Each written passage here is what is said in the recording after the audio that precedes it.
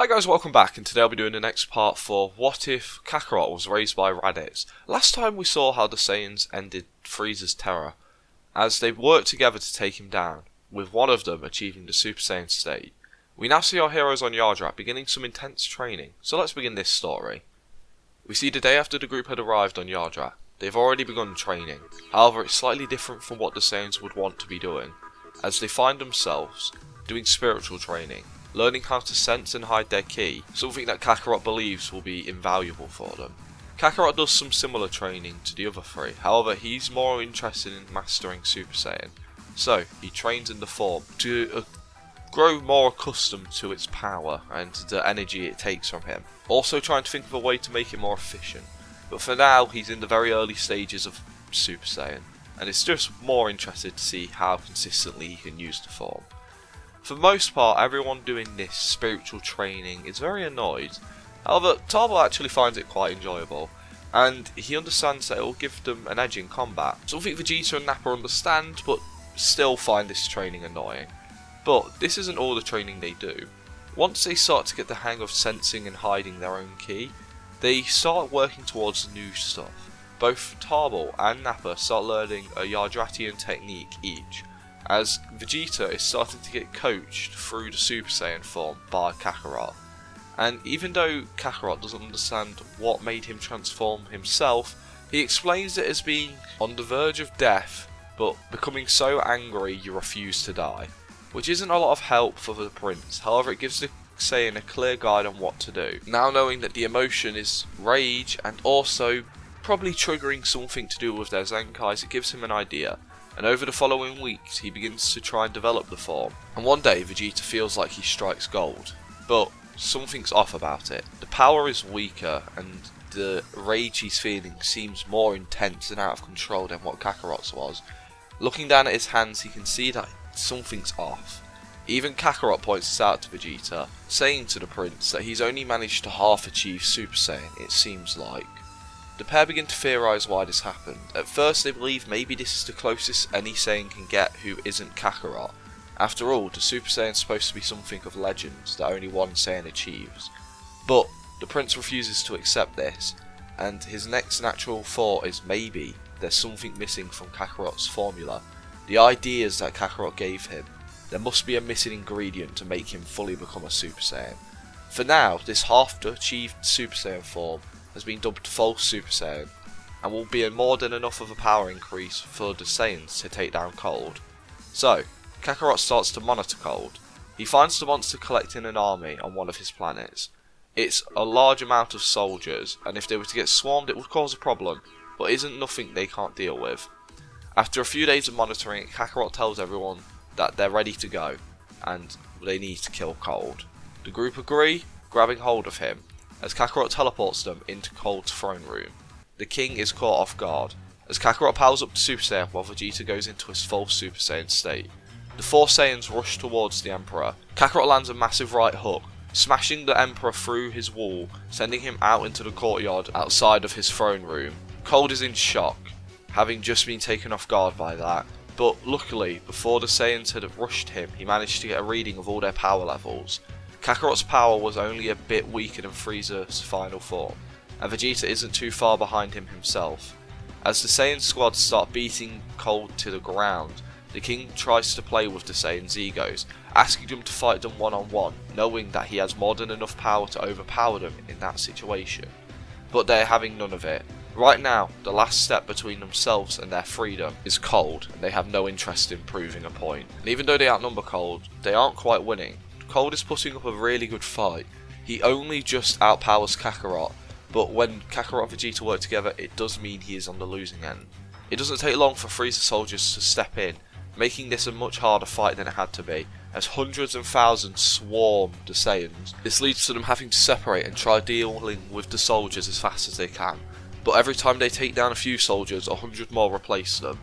Having split away from Cold, who is now no longer in combat, the king starts firing off death beams into the crowd of his own men, hoping to hit one of the Saiyans. Luckily they're able to just weave and dodge through the soldiers to avoid getting hit, leading to Cold taking down a large amount of his own men for a while, but the Saiyans are just looking for an opportunity to get their hit in on Cold. After a while of fighting off Frieza soldiers and dodging death beams, Tarbell finally sees an opening as he powers up, blitzing through all of the foot soldiers in front of him and rushing straight towards Cold. But before he can make it to him, Cold fires off a death beam which pierces Tarbell's chest. Tarbell, keeping his momentum, stops flying and skids along the floor, and seeing a chance, hundreds of soldiers surround the Saiyan and start beating on the now injured Saiyan. Vegeta can sense this and then sees it. He's horrified and he's enraged. He screams outwards, letting his power explode. Without realising it, he achieves the Super Saiyan form. Within a mere second, he's on top of the soldiers surrounding his younger brother, swiftly killing all of them before picking up his younger brother. But he's shocked to see Tarbell has already started to heal himself with the Yardratian healing technique. Tarbell gives a weak smile as Vegeta lets out a breath of relief. Quickly, Kakarot and Nappa decide to not bother about conserving ki, erupting it all and causing a giant explosion which kills hundreds and thousands of Frieza soldiers, before flying over to Vegeta, and Kakarot, having seen Vegeta awaken to Super Saiyan states, realises what they didn't understand before, saying, "I think I just figured out what the missing piece for your transformation was, Vegeta." The prince looks towards Kakarot, who goes on to say, "It wasn't just range and being near death. You also have to be worried about someone you care about. That way your body gives you the power you need to save them, or in my case, avenge them." Vegeta can see the logic, but is slightly embarrassed, so he turns back to Cold, telling Kakarot that they should end this now. Saiyan nods his head, with both Kakarot and Vegeta rushing in to beat Cold to a pulp. Even now, Cold's able to put up a bit of a fight, but it doesn't take long for the two Super Saiyans, who continue to learn more and more about their power, overpower him.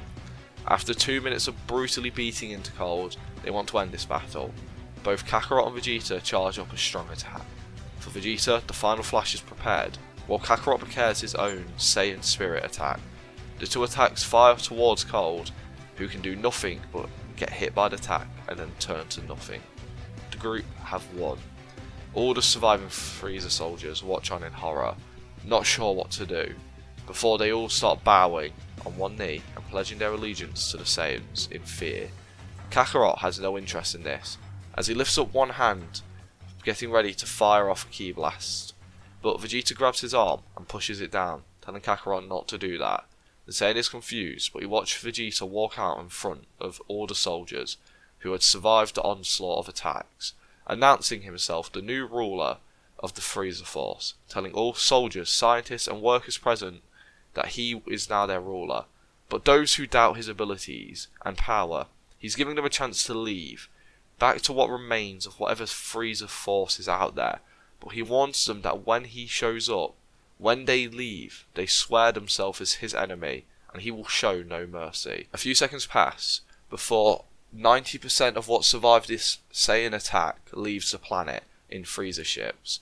Vegeta is left with what is probably 1 or 2 fleets of people, but Vegeta doesn't care about the numbers. He smiles, shouting out for his army to prepare their ships and get ready to take to space.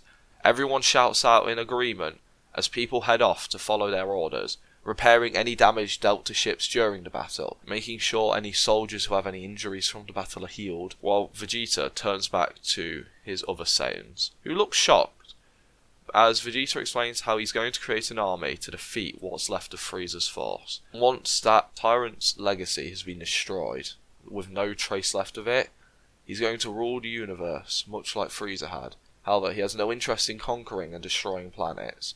In fact, he almost wants to prevent what happened to his planet from happening anywhere else. But he doesn't share that, saying how he will be using his new role as Emperor to find great fights and continue to grow to be the strongest in the universe. He wants to ask for his friends' help though, asking if they would be willing to join him as generals. Nappa agrees immediately, looking forward to the future that lies ahead under his new king. Tarbell reluctantly agrees. He's mostly there to spend time with his brother, and Nappa, who he's got along with alright so far. Vegeta then turns to Kakarot, with the Saiyan already having his fingers to his head, about to teleport away. Seeing Vegeta look at him though, he kind of laughs. He apologises, but he has no interest in joining Vegeta's new boy band. Unfortunately for them, the whole reason he was fighting back against Frieza was to break out of a system which he didn't agree with. Kakarot wants to live his own life. He wants to choose his own battles, and more importantly, lead a life that he believes is more suiting for him. But this doesn't mean he doesn't understand what Vegeta's doing, and to a smaller degree he respects him for it, since the prince would make a really good emperor for the universe. But for now, he's just going to go around in the universe and hunt for his good fight. Vegeta nods, telling Kakarot to show his face at some point, since they need to have a rematch. Kakarot agrees, bidding farewell, teleporting away, and arriving back on Yardrat, where the Saiyan hangs his head low for a few seconds, taking in a deep breath, before seeking out Macro, and asking him to teach him everything this planet has to offer. Macro's confused, but agrees to help his friend, however he can. But he can tell something's wrong with Kakarot. The Saiyan doesn't seem himself, and he can't quite place it. Half a year passes fast, and Kakarot has completed his training on Yardrat. Over the few months, Macron notices that there's something off with Kakarot. His mind seems to be somewhere else, and he doesn't quite seem himself. It's as if something's in his brain and won't leave him alone. So he tries picking at it for a while, but has no luck. But eventually, Macron realises what it is. It's the fact the Saiyan is missing his brother. He had only ever met Raditz briefly, but from the way Kakarot spoke about him, he seriously looked up to Raditz, and knowing he's dead, he wants to try and help. So at first, he does the logical thing, speaking to Kakarot, but the Saiyans aren't a species known for sharing their feelings. Even though Kakarot has changed very much from that rough Saiyan, he doesn't care to share. It's not something he was brought up to do, just telling Macron to back off, or even just explaining how he's fine. But inside, Kakarot knows that his connection and emotions towards his brother are what made him so strong. However, he has been brought up as a Saiyan and doesn't like showing his soft side, so will avoid it at all costs. With plan A failing, Macron decides that he has to figure out a new way to help his friend, going through some old books in hopes to find anything, even going through some information that they just have. And after a month of searching, he finds something about the legendary Dragon Balls. So after doing some digging and learning that there's a very real possibility these are actually a thing that exists now in the universe, and with some fact checking with Paibara, they believe there is a solid chance they exist, and if they can grant any wish, maybe they can bring his brother back. They decide to share these bits of information with Kakarot, telling him everything about the legendary Dragon Balls and how there is a chance it could bring his brother back. Kakarot is taken aback by this, wondering what they mean, but Macro explains how he's realised the Saiyan has been weird recently, and he assumed it was because he was missing his brother, so he apologised if he overstepped a line, but he just wanted to help out his friend. Kakarot looks angry at Macron before he walks towards him, shocking Macron, and then Kakarot looks down at him. For a brief moment a smile can be seen on the Saiyan's face, before it's hidden away behind an angry snarl. Kakarot tells Macron, "Thank you," asking to be taken to Namek immediately. If there's a chance this is true, he wants to take it. But Paibara explains that he has no idea where this planet is, and doesn't know anyone from the planet, so he doesn't know any of the powers or what he should be searching for. So this might be a trip he has to travel by ship. Explaining how the Ginyu pods are still on the planet, and just around the corner actually. Kakarot's annoyed he will have to travel via ship, but doesn't mind if it means he can bring back his brother, and if it works he can also bring back Turles. So thanking the pair, he sets off into space, explaining how he will come back with Raditz at some point, if this works. If not, he might have to come back and slaughter them all, with a horrible look on his face. Macron thinks he's joking, but isn't 100% sure. But, with that said, Kakarot heads off into space, with a newfound hope to get his brother and friend back. Out in space, Vegeta has destroyed anything which remained of Frieza's force, and has since gained control of a large number of planets and also an army. Once he got control of his new empire, known as the Vegeta Force, he has started to build a name for himself. He's a much fairer ruler than Cold and Frieza ever was, and even though it might be unintentional, he has brought a great deal of peace to the universe. During his time as ruling, he has kept up with his training, often making his army contact him over any strong opponent, or fighting against a large amount of soldiers, or if his brother or Nappa is available that day, he will spar with them. One day Vegeta is going about his normal business, making sure his empire is running correctly and all of that. But he gets a report that a whole fleet has gone missing on a planet which is quite a trip from his current location. Hearing this, and spending a moment thinking about it, he sends Tarbell to investigate the last known location of the fleet. He explains how he would go himself, but he actually has some important meetings to attend coming up, one of them will get some people who have been quite a bit of a headache out of his hair for a little bit. So, it'll save him some time if Tarbell was to go. Plus, Nappa is away investigating one of their planets which has been silent for a few days, so that only leaves Tarbell as a strong available warrior. With the younger prince agreeing to do so, he heads off towards the missing fleet. Upon arriving at the planet, he finds a battlefield with hundreds of dead Vegeta soldiers surrounding this area. Tarbell spends a minute taking it all in before searching around the planet for any survivors or anyone who can give him any information at all. However, after flying for a few minutes, he finds something weird. A soldier he has never seen before in his life, wearing weird armour which kind of looks like Saiyan armour, but it's kind of different.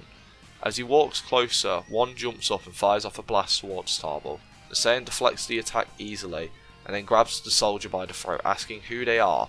The soldier doesn't say much, but recognises that this person is a Saiyan. After seeing the tale, he explains how his master is the true ruler of this galaxy, and once he gets his wish, no one can stop him.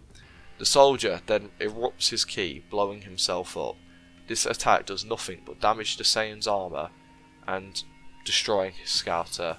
Hearing this, Tarbell is confused and quickly reports back to Vegeta what just happened. The Emperor is confused to hear this as well, but he tells his brother to grab one of the dead soldiers' scouters and report back to base as soon as possible. The young prince agrees, grabbing the scouter and then asking his brother how the meeting went. Vegeta sighs, saying how he had to actually offer up a few planets to get the people off his back. That gang are savages, and they'll do anything they can to bleed him dry of his resources. For now, it's meant they've got peace, though, but he thinks it's only going to be temporary. He imagines that they're going to be back for more later on. But right now, this missing fleet is his biggest priority, so Tarbell needs to report back to the main capital as soon as possible. Tarbell is happy to hear that his brother's meeting went somewhat well, and says he will be back within the month as he sets off into space. Over with Kakarot, he has been travelling through space for a few weeks now himself. He's refused to let himself get too excited. If this is only a legend and he gets all hyped up about it, it could be really demoralising, so he's trying to keep himself calm, but he can't help but find himself smiling at the thought of meeting Raditz once again. During his trip to Namek, he has sensed a few weird powers throughout the universe. Some he recognises, with Tarbell, Vegeta and Nappa. There are some others which linger around them, presumably foot soldiers for the Vegeta Force. And then there's one really mutated one out in deep space. He has no interest in going towards it, but it's just something he noticed. One day while passing a planet though, he feels an energy spike upwards massively on it. The power itself is equal to that of Cold's, something that's interesting to Kakarot. However, that person wouldn't be a threat to him. But he is sizing up going down to investigate. That's when he feels that power grow massively once again. He's now too interested to not investigate. The Saiyan quickly puts his fingers to his head and teleports down to the planet's surface, making sure to grab his ship as well. Upon arriving, he seems to be in a tower in the sky. Kakarot spends a moment taking everything in before looking forward. He sees a Namekian holding a small bald man by the throat. The Namekian looks at Kakarot for a few seconds, asking what a Saiyan's doing on this planet. Kakarot's surprised that this Namekian knows what Saiyans are, but more importantly, he's confused. He knows he's nowhere near planet Namek, but that can easily be explained that this guy must just be a straggler from maybe one of the other planets like Serial. But what's he doing on this planet? And what's wrong with his energy? It's so evil, and it's almost worse than Frieza's. Kakarot decides that he can't really share his reasons for being here, so keeps it to himself, at least until he knows a tiny bit more about the man in front of him. Asking who he is, Namekian proudly waves his hands, with the small man still being choked out in one of his arms, introducing himself as Slug, the true emperor of this universe. Kakarot recognises the name, wondering if this is the Lord Slug he had heard about amongst Frieza's men. Apparently there was a Namekian causing problems for Frieza and his empire, who went by Lord Slug. They never said how strong he was, but apparently entire fleets went down to him, and he even gave one of the Ginyus a run for his money. But if this is him, how is he this strong? What happened? What's changed him? Plus, isn't he supposed to be old? All of these thoughts rush through Kakarot's mind, and while this is happening, the small bald man sees an opening. Quickly putting his fingers to his head, he screams out solar flare, letting out a blinding light, making the Namekian loosen his grip while the fighter manages to break free as he puts his hands together and a shout of Kamehameha is heard, and a blue beam is directly fired into the Namekian's gut, sending him flying off this lookout. The small person then turns towards Kakarot, telling him to get off this planet and save himself. Kakarot takes a second, sensing the power of the person right in front of him. This energy is pure. It's good. This means one of two things. He's going to be really annoying to talk to, but he also might be more willing to share information than Slug. Kakarot has only one thing in mind. He asks, if that's a Namekian, are there Dragon Balls on this planet? The man is confused, not sure how to respond, but he doesn't need to, as Lord Slug flies back up to the lookout, saying how there once were Dragon Balls on this planet. Kakarot looks confused, but the small man behind Kakarot explains how that demon in front of them not only killed everyone he knows, all of his friends and his mentor, but also the dragon. Lord Slug laughs aloud, saying how he didn't kill all of them, only the tall, three-eyed man. The others fell to his soldiers. As he laughs louder and louder, the small fighter fires off a blast, which Slug easily deflects, asking if that's the best a human has. While this is happening, Kakarot has been spiralling in his own mind, realising that this planet might have been where the legend of the Dragon Balls originated from, realising this could have been his only chance to see his brother ever again, realising this could have been his chance to thank Raditz for raising him.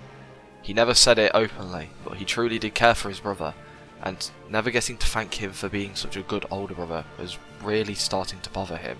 He falls deeper and deeper into his own mind, before finally relives that moment that Raditz was taken from him. He screams out, powering up to Super Saiyan and rushing towards Slug. The Namekian is caught off guard as Kakarot's punch lands directly on Slug's face, shaking the entire lookout. All it does though is knock Slug's head slightly, as the Namekian turns his face to look back at Kakarot, showing the punch did nothing but draw a small amount of blood from the Namekian's nose. Kakarot can't believe it, as Slug laughs, saying that this could be interesting, powering up and revealing the power he had been hiding the whole time at the lookout. It eclipses Kakarot's by 100 times.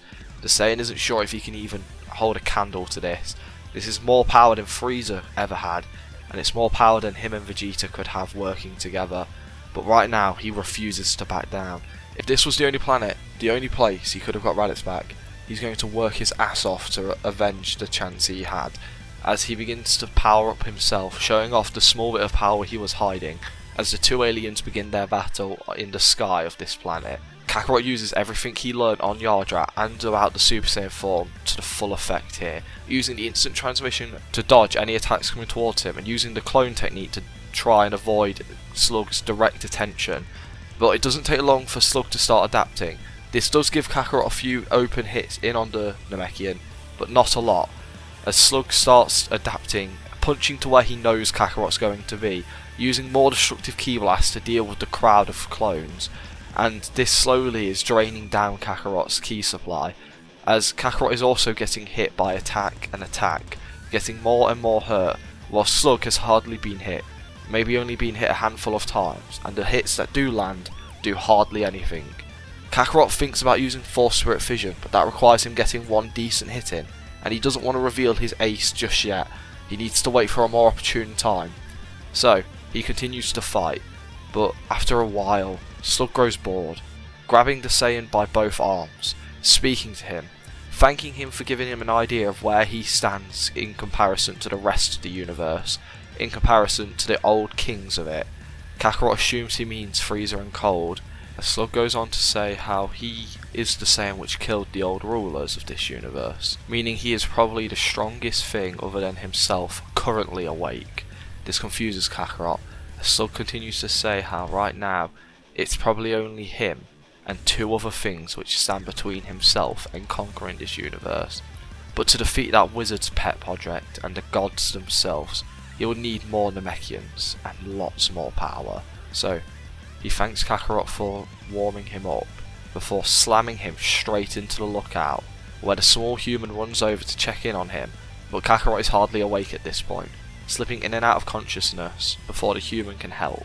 The sound of an attack powering up is heard. Slug shouts out Twin Star, throwing 2 blasts towards the lookout.